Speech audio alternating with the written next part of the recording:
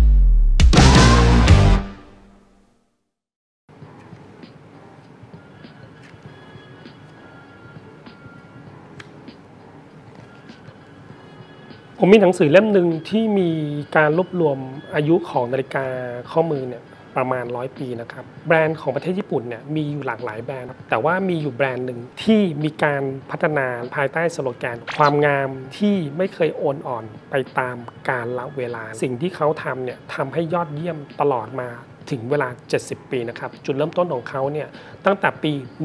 1950นะครับเป็นช่วงเวลาที่ประเทศญี่ปุ่นเนี่ยเขากำลังก่อร่างสร้างตัวแล้วก็พัฒนาในเรื่องของเศรษฐกิจไปอย่างมากเพราะฉะนั้นในเรื่องของกลไกในเรื่องของเทคโนโลยีต่างๆเนี่ยเขาถ่ายทอดมาสู่นาฬิกาในเรือนนี้ด้วยนะครับเพราะฉะนั้นนาฬิกาในเรือนนี้เป็นนาฬิกาในโมเดลแรกๆที่ผมมีไว้อยู่นานแล้วนะครับเป็นสมบัติส่วนตัวเพราะฉะนั้นนาฬิกาเรือนนี้ผมก็เลยเข้าใจแล้วว่าถ้ามันผ่านไป50 ปีเนี่ยนาฬิกาในแบรนด์โอเลียนเนี่ยเขาจะทำการพัฒนาอะไรใหม่ๆมาด้วยหรือเปล่าเราจะเห็นว่านาฬิกาโอเลียนเนี่ยพัฒนามาจนถึงทุกวันเนี่ยก็ยังไม่มีการหยุดผลิตและก็ทำการเสริมเพิ่มเติมรายละเอียดต่างๆเนี่ยเข้าไปมากเลยนะครับทีนี้ผมจะเห็นคำว่าโอเลียนและโอเลียนสไตล์อันนี้เป็นโอเลียนคลาสสิกโอเลียนคลาสสิกเนี่ยกำเนิดในปี1950และก็โอเลียนสตาร์กำเนิดในปี1951เพราะฉะนั้นคำว่าโอเลียนสตาร์เนี่ยเขาทำให้คุณภาพและรายละเอียดกลไกต่างๆเนี่ยมันจะต้องพรีเมียมมากขึ้นแต่คลาสสิกต่างหากล่ะที่ผมจะนำเสนอในตอนนี้นะครับโอเลียนนีโอคลาสสิกเนี่ยเขาทำการผสมผสานเทคโนโลยีเก่า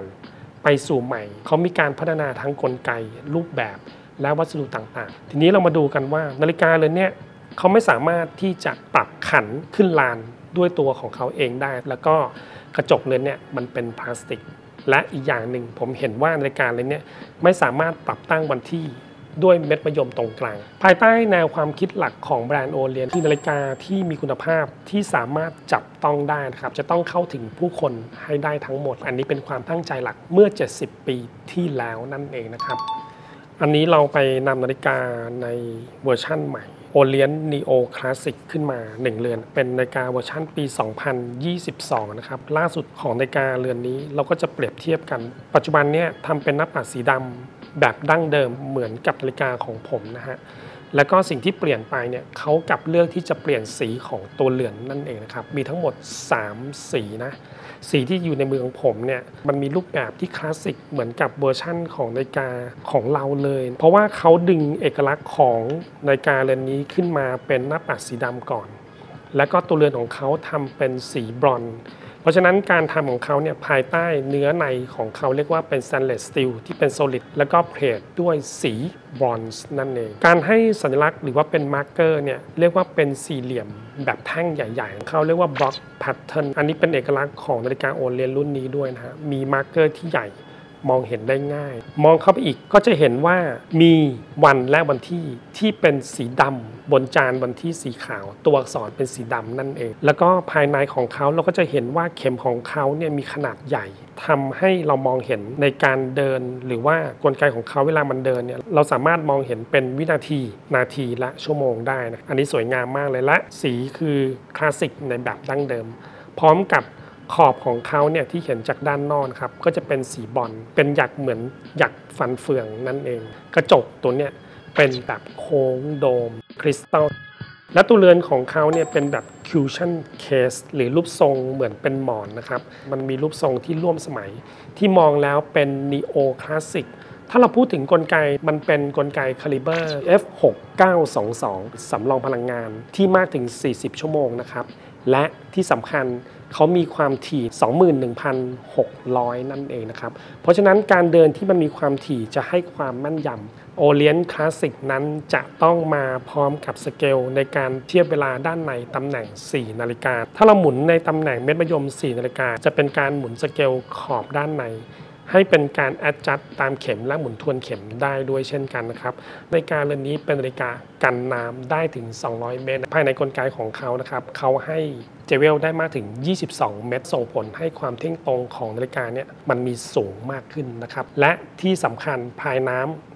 ของนาฬิกาเรือนนี้เรียกว่าเป็น luminous light ค่าความสว่างในระดับที่มากพอนั่นเองนะครับมามองที่ด้านหลังนาฬิกาเรือนนี้มันเป็นฝาเกลียวเพราะฉะนั้นการหมุนฝาเกลียวออกมาเนี่ยก็จะเหมือนกับนาฬิการุ่นเก่าสุดท้ายเนี่ยเราก็จะเห็นว่าสายหนังของนาฬิกาเรือนนี้เขาจะต้องแมทช์กับตัวเรือนที่เป็นสีบรอนซ์และก็สายหนังอันนี้เป็นสายหนังลูกวัวสีน้ำตาลบัคเกิลของเขาเนี่ยต้องเป็นสีเดียวกันกับตัวเรือน3สไตล์ที่นาฬิกาโอเลียนรุ่นเนี่ยเขาให้รายละเอียดมาเนี่ยนับปัจจะต้องเป็นสีดำแต่สิ่งที่เปลี่ยนไปเราจะไปดูตัวที่2ต่อนะครับว่าหลังจากนั้นเนี่ยตัวที่2เนี่ยเขาให้รายละเอียดที่แตกต่างจากเรือนที่ผมถืออยู่นี้มันจะแตกต่างอย่างไรไปดูกันครับสำหรับนาฬิกาเรือนที่2เนี่ยที่ผมเห็นว่ามันมีรายละเอียดตั้งแต่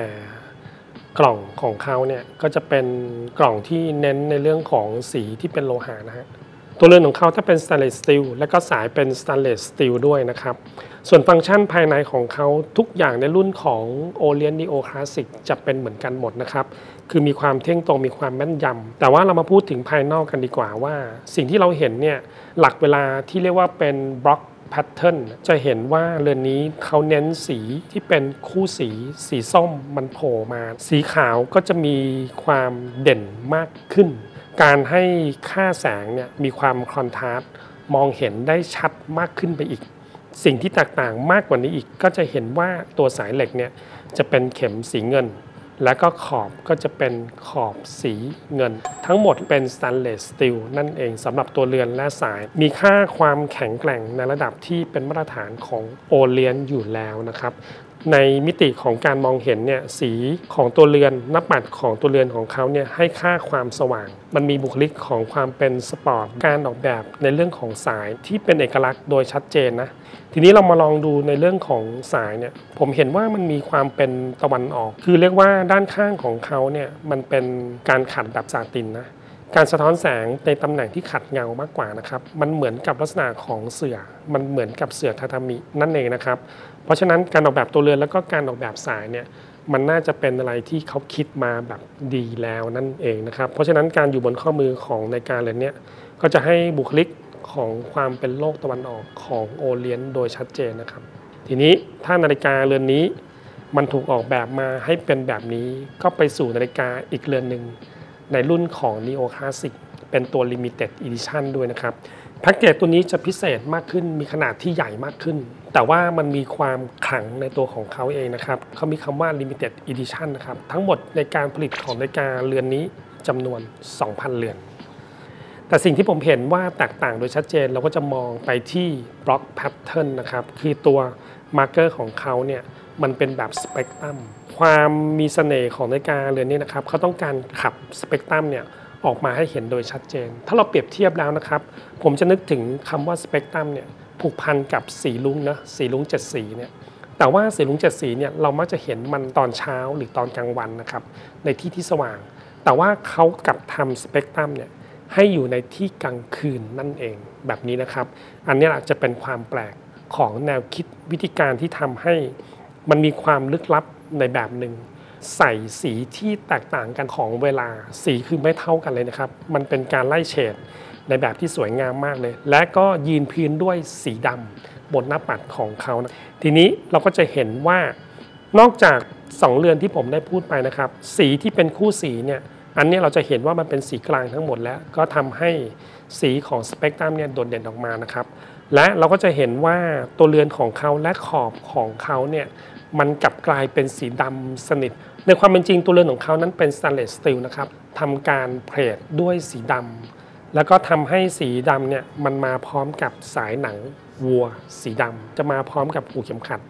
ที่เป็นสีดำด้วยเช่นกันนะครับแสดงว่านาฬิกาเรือนนี้ไม่ต้องการความโดดเด่นอะไรอีกเลยนะครับยกเว้นว่าต้องการโชว์เรื่องของสเปกตรัมภายใต้แนวความคิดที่ว่าความงามที่ไม่เคยโอนอ่อนไปตามกาลเวลาแบบนี้สำหรับนาฬิกาเรือนนี้มีความคลาสสิกแต่ว่ามันมีความร่วมสมัยโดยการใช้ความต่างของสเปกตรัมนั่นเองแต่อย่างไรก็ตามครับถ้าผมเห็นว่านาฬิกาเรือนหนึ่งในโลกของตะวันออกถ้าสตอรี่ของเขาเนี่ยมีความขลังมาจุดเริ่มต้นตั้งแต่ปี 1950 และในรุ่นอื่นๆนั้นในแบรนด์ของโอเลียนเนี่ยยังมีอีกมากมายเลยนะครับสำหรับนาฬิกาทั้งหมด3เรือนที่ผมได้พูดมานะฮะมันเป็น Neo Classic คือเรียกว่าตั้งแต่ปียุค 1960 1970 เนี่ยแล้วก็จนถึงปัจจุบันเนี่ยไม่เคยเปลี่ยนแปลงในแนวคิดของเขาเลยนะครับแต่ว่าเขากลับเพิ่มเติมความทันสมัยไม่ว่าคุณจะเป็นคนหนึ่งที่สนใจนาฬิกาในยุคทศวรรษไหนก็ตามนะครับแต่ว่าสิ่งหนึ่งที่คุณควรจะต้องเข้าใจมันให้ได้นะครับก็คือว่าแนวคิดหลักที่เขาบอกว่าเขาจะไม่เคยเปลี่ยนแปลงไปตามกาลเวลานะครับแต่ว่ากลับต้องการเพิ่มเติมรายละเอียดแล้วก็คุณค่าทั้งฟังก์ชันทั้งวิธีการใช้งานที่เหมาะสมกับนาฬิกาในมูลค่าของเขานะครับเริ่มต้นที่18,000 บาทนะครับสำหรับนาฬิกาที่เป็นตัวเรือนบรอนซ์เรือนนี้และก็ตัวเรือนที่เป็น stainless steel เป็นนาฬิกาที่เห็นว่าสีของเขาสว่างแบบนี้นะครับอันเนี้ย 18,000 บาทและก็ตัวที่เป็น limited ทำแค่จำนวน 2,000 เรือนนะครับมูลค่าของเขาเพียง 19,000 บาทแค่นั้นเองนะครับนาฬิกาทั้ง3เรือนนี้นะครับมันมาพร้อมกับการรับประกันถึง1ปีเต็มนะครับการรับประกันเป็นเรื่องที่สำคัญนะครับสำหรับการใช้งานกลไกของนาฬิกานะครับและรับรองได้ว่าคุณจะคุ้มมันแน่นอนสำหรับการตามหานาฬิกาที่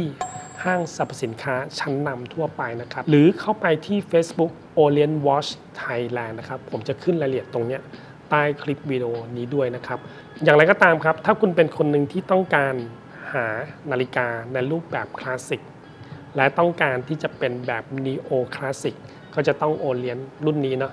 และก็ติดตามในวิดีโอตอนต่อไปนะครับผมจะพูดถึงในฟังก์ชันอื่นๆที่มันร่วมสมัยในแบบที่โอเลียนเนี่ยเขานำมาเสิร์ฟให้กับเพื่อนๆนั่นเองนะครับแล้วพบกันเล็กมโน